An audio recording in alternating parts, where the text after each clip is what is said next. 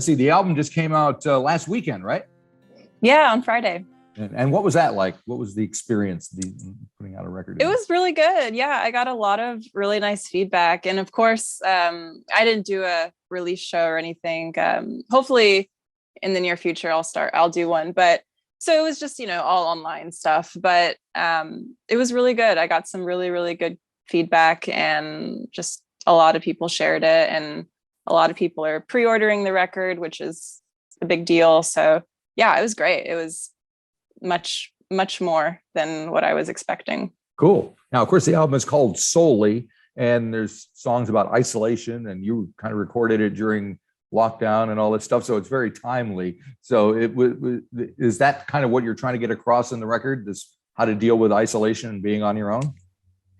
Yeah, I think that's definitely mentioned. I think also it just happened to be, I don't know. Yeah, I think, being isolated definitely had something to do with it. But also, in a way, I live a sort of like quiet life. So the whole quarantining thing wasn't a huge change for me. Right. I've heard that from quite a few people, actually. So yeah, a lot of musicians, friends of mine too, feel the same way. Maybe we're all just very hidden, but no, it gave me a lot of time. That's for sure. It definitely gave me time to focus more on writing and music. So yeah. So on the other side of that, even though it's called Solely and everybody's in isolation, apparently this is the first time you've recorded with other people. Is that right? Yeah, it was. It was something I wanted to do. I didn't have like a huge plan. I just knew that I wanted more instruments involved, and I can only really play guitar and a little banjo. So I needed some more people involved. And I still wanted it to feel pretty intimate on its own, but I still wanted to like just create more of a sound. And I think we pulled it off. Uh-huh. So my understanding is it was recorded in a place called Lockhart, Texas. Is that right? Yeah, another small town outside of Austin. And it's a really cool town. A lot of musicians are coming out there, especially from Austin. And there's just a lot of cool stuff going on there. But yeah, a friend of mine lives out there, and we met at a show that I played at a couple years ago. And he said that he loved my music and he wanted to record for me. And that's kind of how it started. And I went to his studio. He has like a home studio. His name is Jason, building. Is that right? Yeah, Jason Cronus. Really super talented person. And this was his first time recording in his studio. He had just recently set it up. So it was sort of like a learning process for both of us. And we didn't really know like where it was going to lead, but I had the idea of making an album, and he was very excited to help me. So it was perfect. So how did the two of you work together? What kind of discussions did you have about sound and performance and all that stuff? Well, fortunately, we were both pretty much on the same page. I really appreciate Jason because he understands my music and he doesn't have to ask a lot of questions. Right.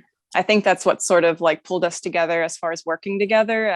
He just sort of got it. And sometimes it's hard for me to really explain what I'm trying to go for musically. So when you're working with somebody who just gets it from the get-go, I think it made it really easy. But he had a lot of help with the arrangements and just the overall direction that we were going to go in.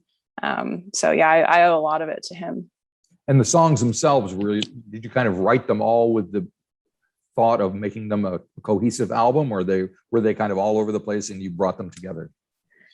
Kind of a mixture of both. When I got in the studio, I probably had like 4 finished songs, and I definitely didn't have a full album at that point. But I wanted to, and I figured I was like, well, I'll just go in there and we'll just see how it goes, and maybe that will like get the wheels spinning, and I will start creating more motivation to finish the other songs. And that's kind of what happened. So I had a few, and then we just kept going. And the recording process, we stretched it out. So I think we started in October of last year and finished in like March of this year. So I had a lot of time to sort of figure out where I was going to go with it.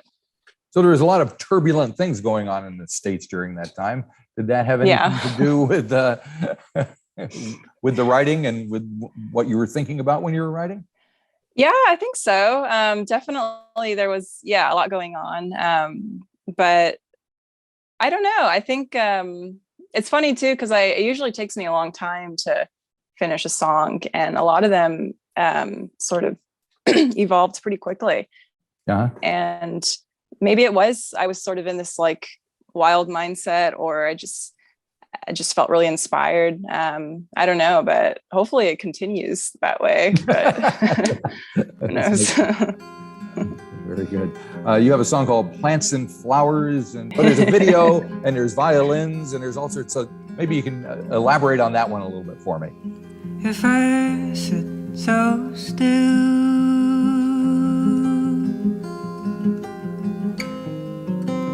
read everything around me,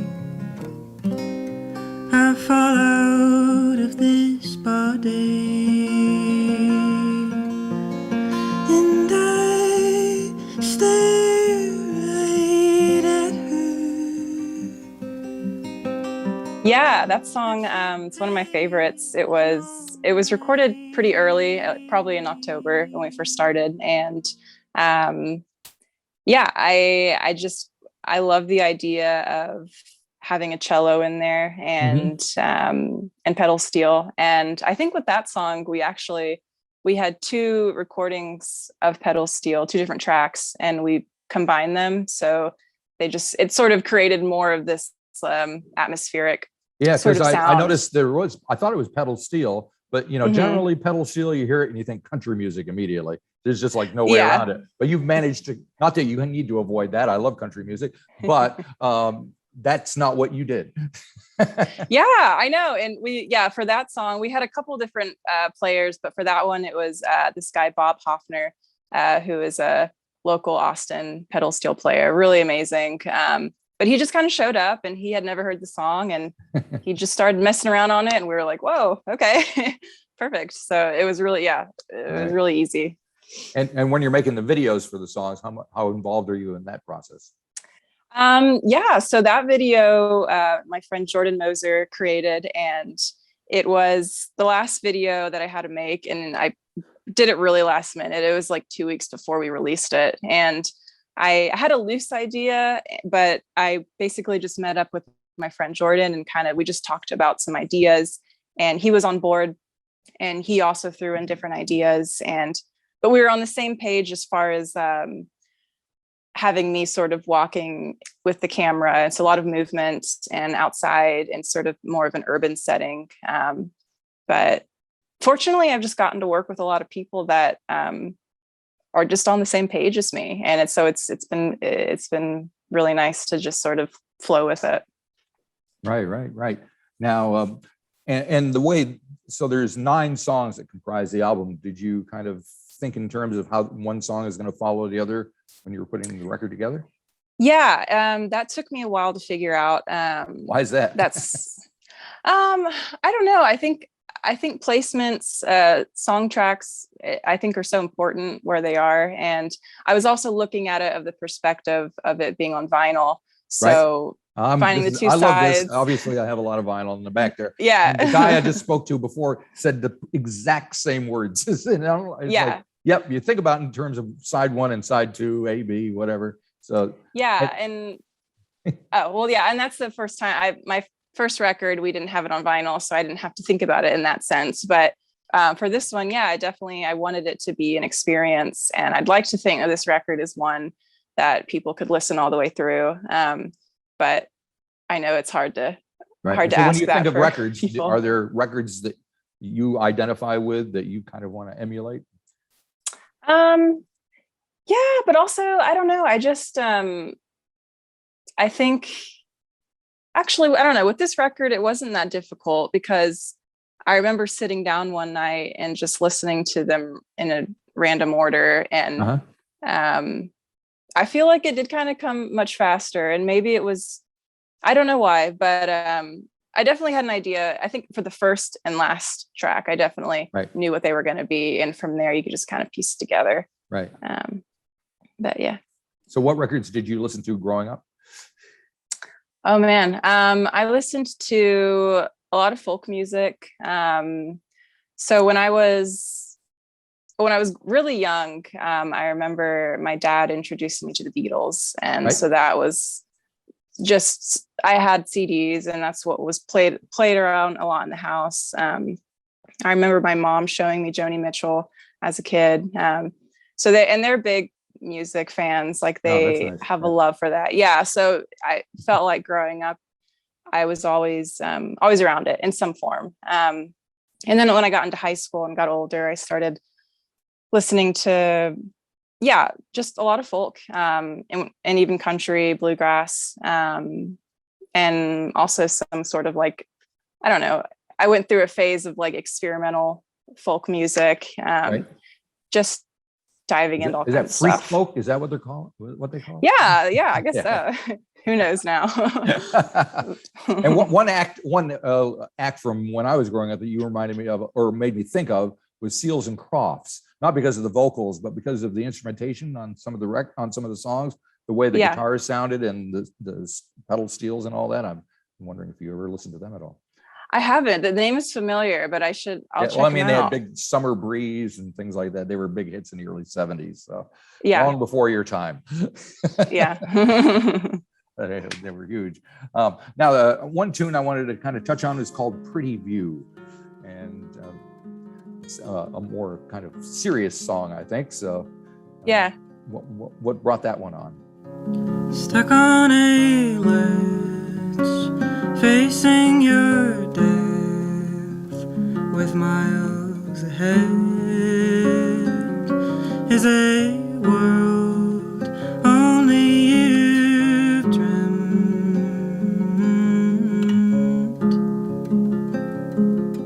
Yeah, so that one, out of all the songs, is the oldest. I probably wrote that 5 or 6 years ago, and the rest of the songs on the album are all written within the past year or two. But this one was really old, and it was originally going to be on the first record, but it didn't feel like it needed to be there. I don't know. I kind of put it away. I was kind of like, oh, this is such an old song. I didn't feel that attached to it. Right. But then working with Jason in the studio, we were thinking of new songs, and I was kind of like, oh, well, I've got this one that I wrote a long time ago, and I remember playing it, and I think from what I remember, he was like, oh, I wish I had recorded it just then. So it's like, it was a very intimate song, and I knew from the beginning that it just needed to be me and guitar. But yeah, that one's very special to me, and it's one of those songs where it would kind of like show up again in my life, and then I'd put it away and it'd come back. So I think there was a reason that it kept coming back. It was like needing a home. Right. But yeah, I think I wrote that when I lived in North Carolina a while back. And do you remember why you wrote this song initially? I don't know. I think I was probably in a weird place. I don't know. I think a lot of my songs can be kind of heavy and very introspective.